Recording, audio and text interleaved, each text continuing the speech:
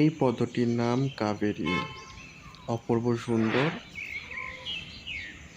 কিন্তু এর জন্য একটু খাটতে হয়েছিল। মাটি চুরি করে নিয়ে আসতে হয়েছে, গোবর সার চুরি করে নিয়ে আসতে হয়েছে। তারপরে মাটি ঠিক চুরি করিনি, একরকম চুরি করাই।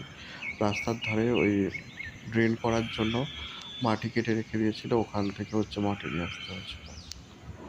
তারপর পাশের বাড়ির থেকে গোবর সার নিয়ে এসে এই পদ্মটা লাগিয়েছি। দেখো পদ্ম হয়েছে এখন, বেশ ভালো লাগছে।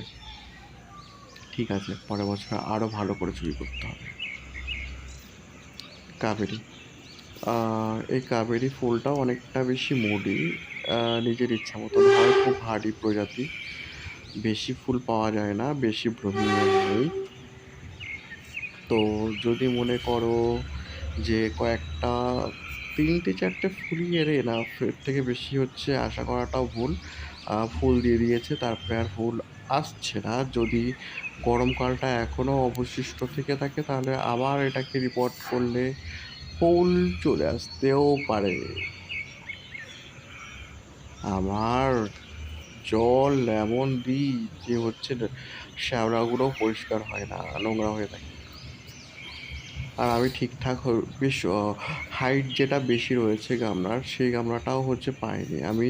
ছড়ানো সারফেস যেটা বড় রয়েছে সেই গামলার মধ্যে এই কাবেরী ফুল গাছটাকে করেছিলাম।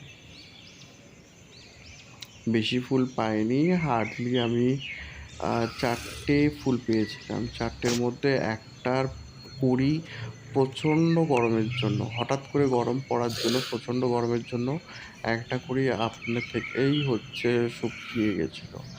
কিছু করার নেই, কিন্তু কি করব, মন ভরে যায় পদ্ম ফুল দেখলে। মনে হয় যেন কষ্ট হয়, অনেকটাই কষ্ট হয়। মাটি টাটি রয়েছে, জোগাড় করা রয়েছে সমস্ত কিছু।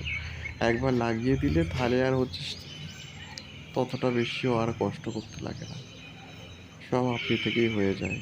আর তারপরে যখন ফুল পাওয়া হয়, হ্যাঁ, যখন ফুলের মুখ দেখি, কুঁড়ির মুখ দেখি, তখন না, সব ঠিক আছে। অপূর্ব সৌন্দর্য।